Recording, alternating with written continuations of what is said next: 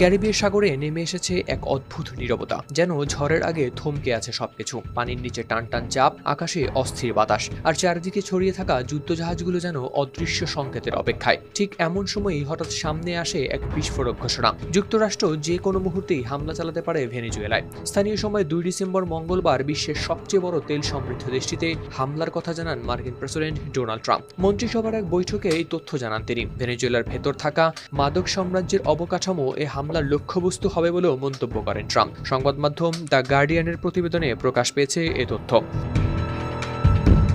তিনি দাবি করেন, ভেনেজুয়েলার মাদক কারবারিরা বিপুল ফেন্টানিল উৎপাদন করে যুক্তরাষ্ট্রে পাঠায়, যেগুলো সেবন করে প্রতি বছর হাজার হাজার মার্কিনের মৃত্যু হচ্ছে।